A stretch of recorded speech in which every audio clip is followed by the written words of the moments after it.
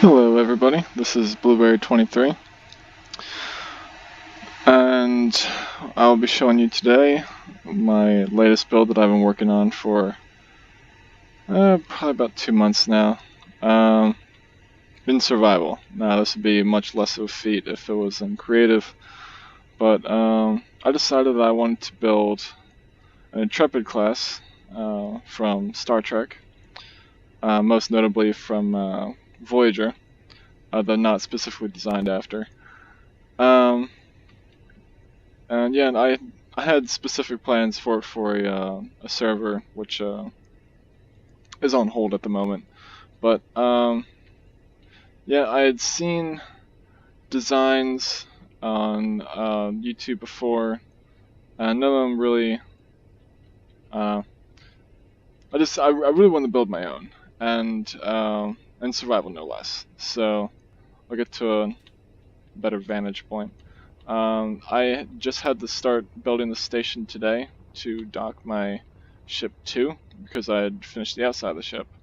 So it's a little incomplete. So don't mind my mess. I had just torn down the station that they give you because I needed to build this.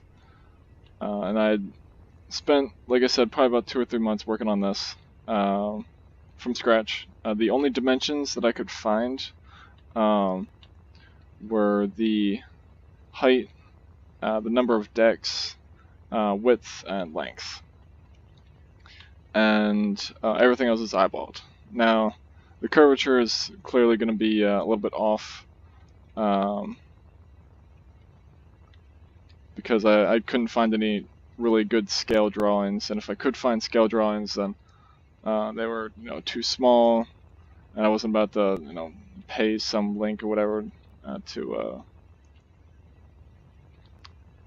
do that. So, yeah, this is it. I'll give a quick look around. The inside is mostly empty at the moment. This is going to be the shuttle bay for the back. I'll be able to fit shuttles under here, and because this is the passageway into the warp cells, it'll probably be till about here, maybe about 1 block before, and this will all be filled with little ships. I had a small ship in here. I'm not sure where that ended up. So moving back, there are 40 jump drives, which was a killer on my resources, but I did it. My central storage, it's all going to be packed in around with decks and all that, but I'm just trying to get the main stuff centralized. 12 reactors. These last parts were put on in haste when I realized that my my uranium wasn't distributing evenly for whatever reason. And I went a little overboard probably. I still have probably about 50 or 60,000 refined uranium in space, with probably about 7 million more to refine just up in there, not including what's in refineries. And this is still distributing from the 175,000 I put in when I decided to take off today. These thrusters all should be off. I'm not sure where they're on. Just to save power, because they don't use very much while idling, but it's power is power, and power is time and resources, and I'd rather not waste it. So I'm gonna figure that out. This is a sealable airlock between the ships. I still need to put in the airlock for the station, but these merge blocks will create an airtight seal, so you can open all the doors and just walk straight through. They are not connected now because that then makes the ship technically part of the station. Instead of being dynamic, it becomes static, and that can cause problems with differentiating what's on the ship and what's not on the ship when you're looking in the control panel and with inventories and all that kind of stuff. So I'd rather just keep it all separate. There are 4 connectors on the outside. Let's get around over here. There we go. So each one of these has a conveyor sorter behind it, being told to collect separate items. So when I dock it to a station, one will draw weapons, one will draw ores or ingots, one will draw fuel, etc. So when I'm docking, the ship gets a little bit, or it targets different things that it knows that the ship will need if it's not adequately stored in the central storage. So if it needs fuel, it'll prioritize fuel, stuff like that. I'm not sure if there's a way to program something like that to read how much of something is in it. I know very little, and by little I mean nothing, as to how to do all the programming. I'm not familiar with the language.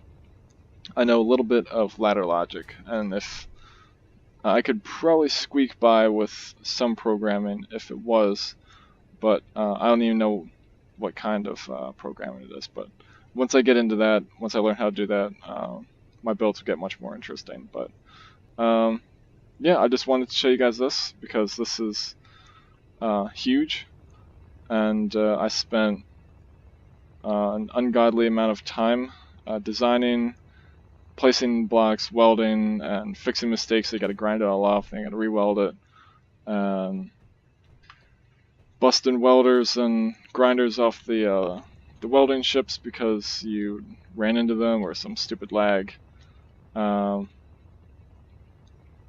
I am using, the only way that I could figure out to make this work was to get a mod for times 10 ion engine strength. So this entire thing runs on ions. It does not use hydrogens at all. And I'm going to my warp nacelles. The majority of my thrusters are in my nacelles. I have some forward and reverse thrusts, and the only downward thrusters I have are in here, and some additional strafing. But if I go into my nacelles over here, there we go. Each nacelle is identical for balance and effectiveness. So there's these, and then these that are the majority of my strafing. And then inside the nacelle itself, this is what allows me to take off the planet. Now, I built this ship in planet because I wanted to ensure that it could get off the planet.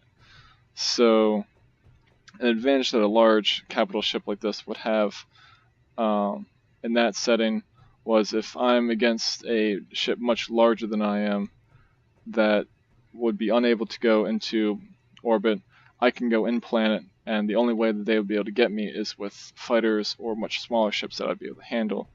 And going around the inside of the planet, given that the world max speed is the same everywhere, I would be able to escape eventually by going faster around the inside of the circle rather than the outside in orbit that the large ship would have to be, and I can escape. And just the fact that I wanted to dock it on the planet, that's not the point here. So all told, I forget how many thrusters total, but I'm pretty sure there's 36, or maybe I think I changed it to 28 thrusters on each nacelle pointed straight downward, which is significantly more than any other direction that this has. I think there's 12 forward thrusters in each side and 16 reverse in each side. I always find that reverse is more important than forward thrust because you want to be able to stop. Typically it's more important to be able to stop. Like if I'm being pursued, I can just grab some jump drives and jump a few hundred kilometers in front of them, and give me time to figure out my bearing and what I want to do. But so I think that's most of it. Another mod I'm using is First Officer's Star Trek Weapons mod. Now currently, the fixed phaser weapons are broken. One of the big bug updates that they did broke those. I never actually got to use them before I got it. But so where is it? Yeah, First Officers. So all the fixed photon torpedo turrets work, or not turrets, just launchers.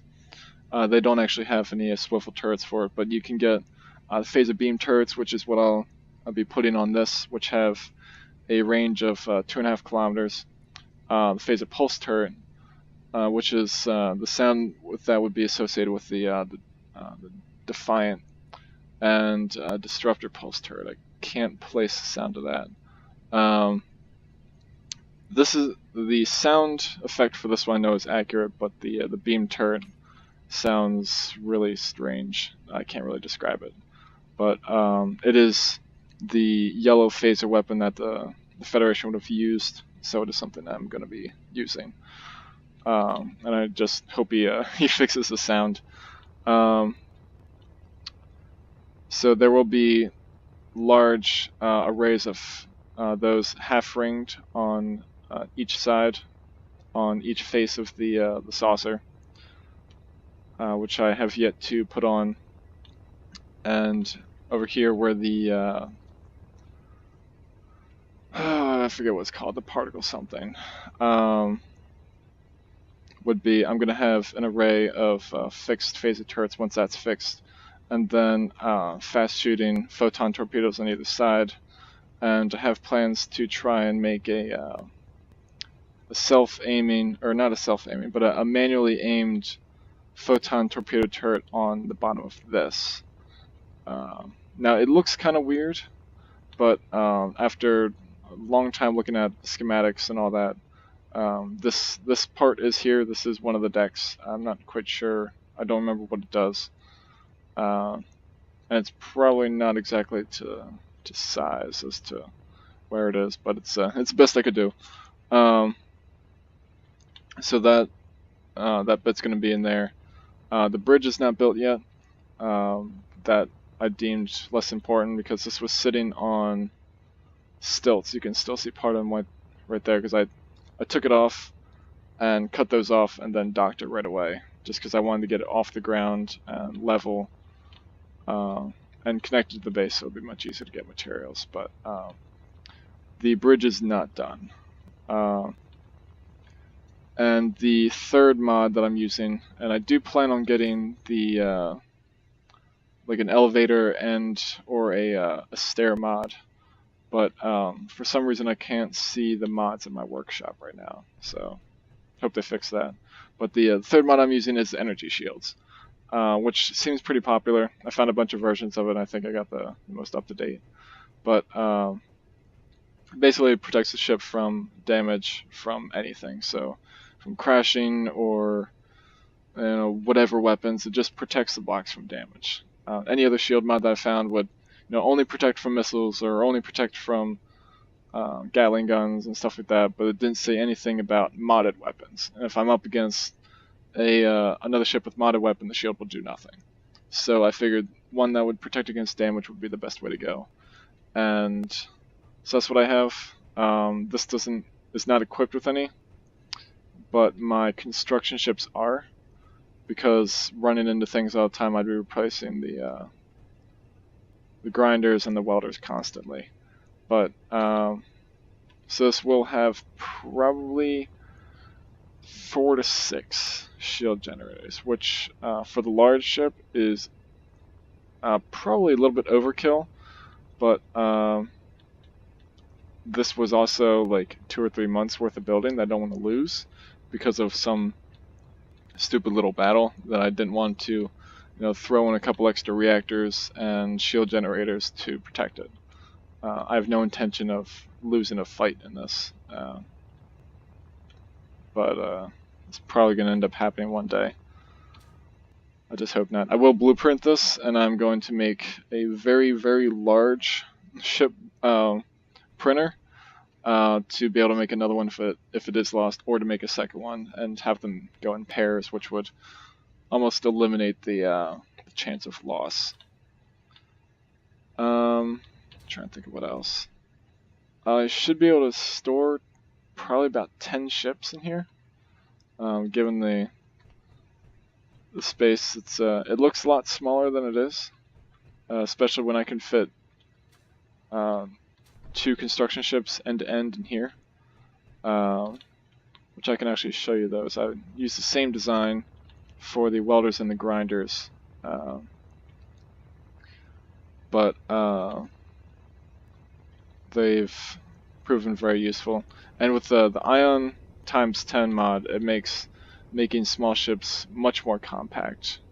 So this one I have a large, what you call it, a large cargo container in there, and the only thing that I can get this to actually become like really not maneuverable is when I fill it completely with steel plates.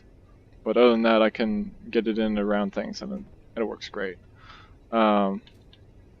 And I built the entire ship there with, I forget where I put it. Oh, it's docked over here with this one, which I can do about 6,600 plates or grids to about 19,000 plates. I found is a good ratio in which you don't end up welding heavy armor with just plates, and then you forget the grids, because it will look complete without the grids, and I always hate going back and trying to find all the stupid little things that you missed. So